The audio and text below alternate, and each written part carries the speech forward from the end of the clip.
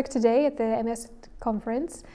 My topic was to deliver MS wellness apps that are available in the world in MS field, and we focus on what are apps available, why it's important to use the apps. It's for the health benefit that improves the outcomes living with multiple sclerosis. We also talked about the real-life shared experience that one of the patients shared her values and how she received the benefit using the app and monitoring her symptoms and tracking the symptoms and getting in touch with the teams using the app. And also I strike the importance and I call the healthcare providers to action and implement digital technology into their MS services, because it only brings a lot of data, a lot of measures that we could then make decent management decisions based on the objective measures.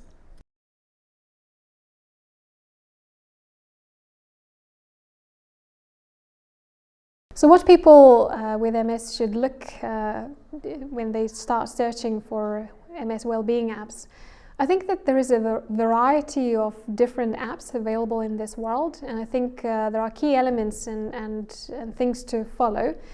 I think you need to really assess the accessibility. You know, what is your function like?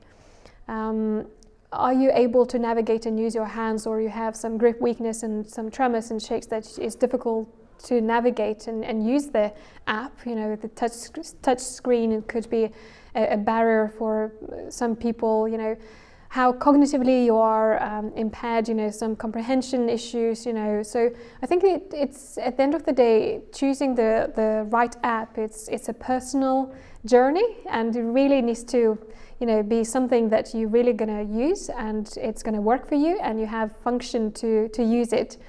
Otherwise it loses the value in general.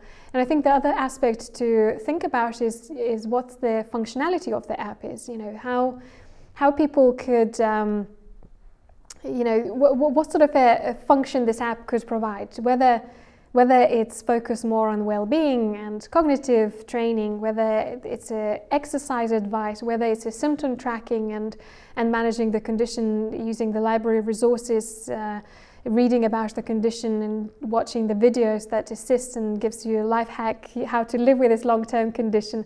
So, and I think the other very important aspect is the feedback from the users. So really I encourage people to look at what other people reported using the app, because you may notice that there is a very low uptake, and why is that? So perhaps it's not giving any benefit, maybe it's confusing to use, maybe the function doesn't function as it says on the leaflet or booklet. So really looking into, you know, what's around and what other people say about this app.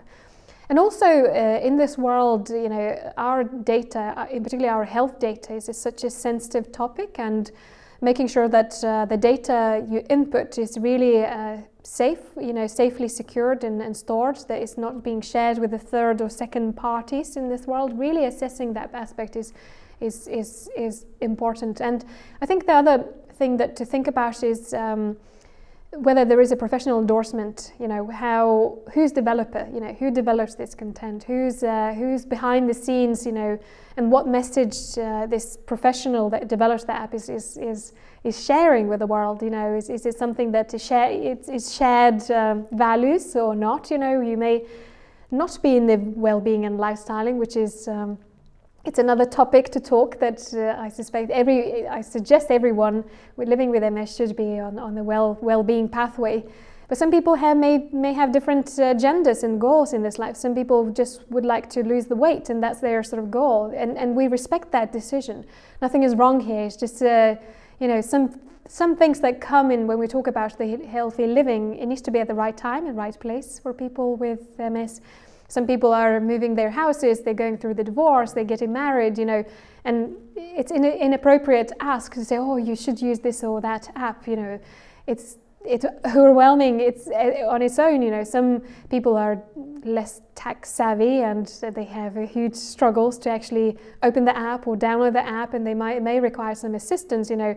Perhaps, you know, if you have a young family or friends, you know, they could really give you a hand, and you could explore the world of the apps together, and that's a connecting social at the same time, because you are sharing your experience and discussing the availability and the functionality of the individual app. So really these are sort of the key messages that I would like to highlight before you purchase or before you download the app. Really explore what's the research, what's the evidence behind, and what the review is, and how you're going to use it, how you're going to navigate.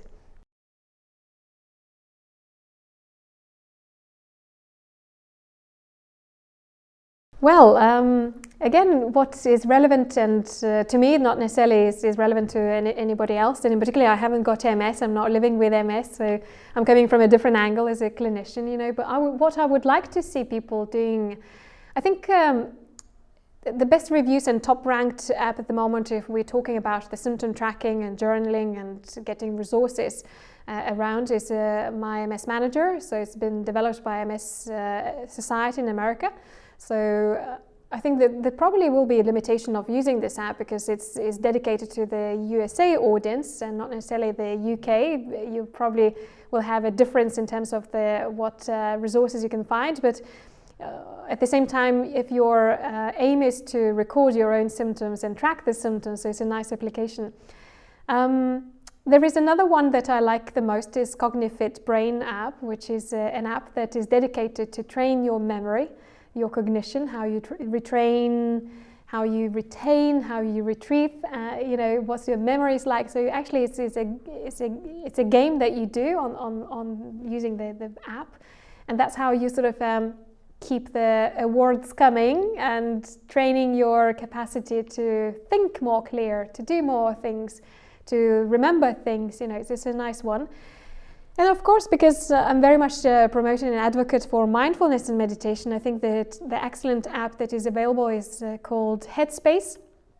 It's top-ranked app that many people know already.